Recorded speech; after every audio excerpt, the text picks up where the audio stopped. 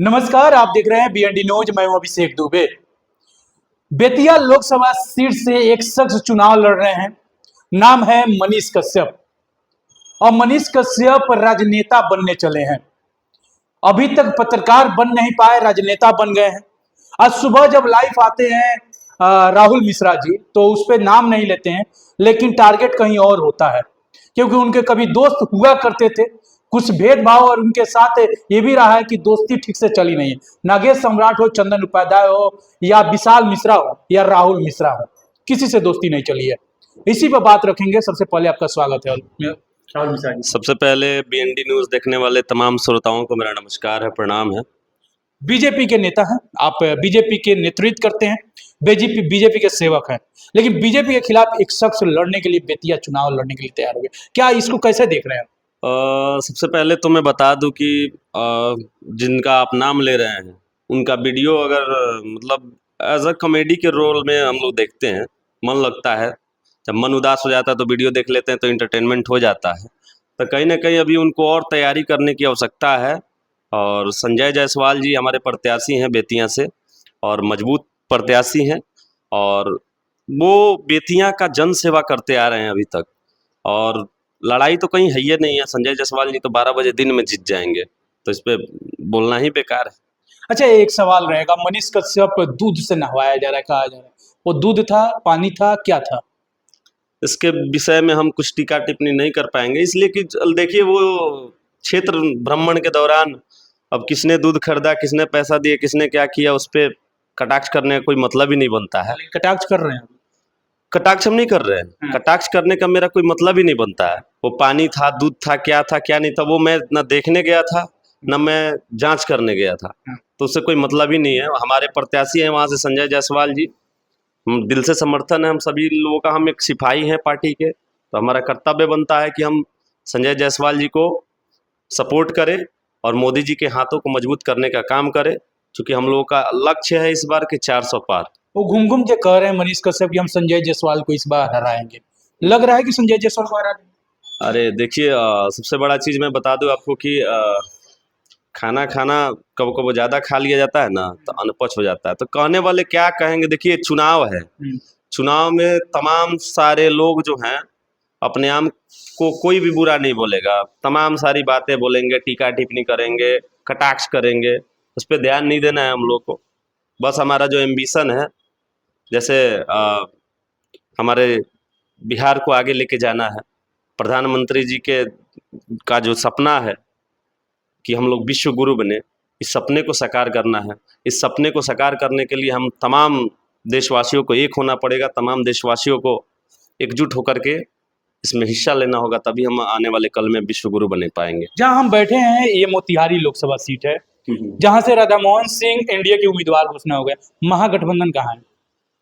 देखिए, मैं तो 10 दिनों से देख रहा हूँ कि महागठबंधन का कभी नाम आ रहा है, 1 घंटा में चेंज हो जाता है। तो सबसे बड़ा चीज़ है अब क्या है महागठबंधन के लोगों का सोच, और क्या उन लोगों ने सोचा है, किसको प्रत्याशी बनाया है, किसको क्या बनाया है, इस पर मैं कटाक्ष नहीं कर पाऊंगा।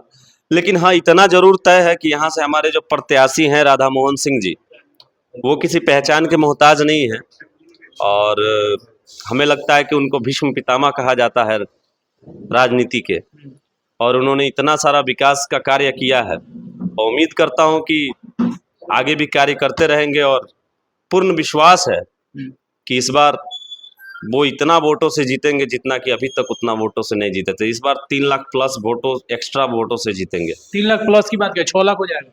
हो जाएगा, नो डाउट। 6 लाख मतलब 3 लाख प्लस वोटों से ज्यादा से जीतेंगे। अच्छा, एक और सवाल रहेगा। पूर्णिया का कहानी आपने सुना होगा, जहां पर पप्पू यादव को कहा जाता है पार्टी विलय कर लीजिए, आप चले जाइए कांग्रेस में, और पप्पू यादव को फिर कांग्रेस से टिकट नहीं दिया जाता है, बीमा भारती को दे दिया जाता है। ये कैसे देख रहे हैं? सबसे बड़ा चीज है कि जहाँ पे परिवारवाद की राजनीति होती हो, उस विषय में क्या बोलना। हाँ, जहाँ तक बात रहा, अगर ये लोग कहते हैं अपने आप को कि हम यादव के नेता हैं, यादव की पार्टी है, अरे भाई चलिए, अगर यादव की पार्टी है तो पप्पू यादव एक यादव परिवार से आते हैं। तो मेरे अगर नजरिए से देखिए तो पप्पू यादव को वहां से महागठबंधन को टिकट देना चाहिए था। इसलिए देना चाहिए था क्योंकि पप्पू यादव जी शुरू से ही वो जन सेवा करते आ रहे हैं, लेकिन उनको टिकट नहीं दिया गया। इसमें अब क्या अंदर की बातें हैं, अब पैसे की बात है कि किस चीज़ की बात है, अब ये महागठबंधन जाने और उनके प्रत्याशी लोग जाने, उसमें हमें कोई बोलने का आवश्यकता ही नहीं है। हम तो आपको राजनेता नहीं जानते, हम आपको एक कलाकार भी जानते हैं, और एक गाना हमेशा सुनते हैं जब भी इंटरव्यू होता है, और सुनना भी पसंद करेंगे। एक गाना सुना दीजिए, कौन सा गाना सुनिएगा? जो भी गाना आपको जो लगे कि नया गाना आप सुना सकते हैं। एक नया गाना सुना दे रहे हैं आपको, सैड सॉन्ग है पवन सिंह का। याद आए वो पल संग तेरे गुजारे, तुम हो गए किसी के, हम अभी हैं तुम्हारे। तुम्हें भूल पाना मुमकिन नहीं है, तुम्हें भूल पाना मुमकिन नहीं, मेरे दिल से तेरी याद जाती नहीं, और तुमको मेरी याद आती नहीं, याद आती नहीं। देखिए, राहुल मिश्रा को तो एक बेबाक अंदाज में बोलने के लिए जाना जाता है, लेकिन राहुल मिश्रा को जब से हम जानते हैं एक गायक के रूप में जी जानते हैं। उन्होंने एक गाना बेहतरीन बेहतरीन गाते हैं, और क्या थोड़ा बहुत गुनगुना लेता है आदमी। बहुत सारे लोग अपने आप को सिंगर कहते हैं, कुछ भी कहते हैं, लेकिन हम लोग सिंगर नहीं है। थोड़ा बहुत देख करके पवन सिंह को बहुत ज़्यादा फॉलो करते हैं शुरू से ही, तो थोड़ा बहुत देख करके थोड़ा बहुत ये कर लेते हैं, थोड़ा बहुत मिमिक्री कर लेते हैं, जो मोदी जी का नकल हुआ, किसी किसी का नकल हुआ, थोड़ा बहुत कर लेते हैं। राहुल भाई, आपने बात की इसके लिए बहुत बहुत धन्यवाद आपका। आपका भी बहुत बहुत धन्यवाद, आपने जो कीमती समय निकाला। मेरे साथ थे राहुल मिश्रा, बेबाक अंदाज में बोलते हैं, हर मुद्दे पर बोलते हैं। इनका वीडियो कैसा लगा आपको कमेंट सेक्शन खुला हुआ है, जरूर बताइएगा, आपके राय का इंतजार रहेगा। जय हिंद।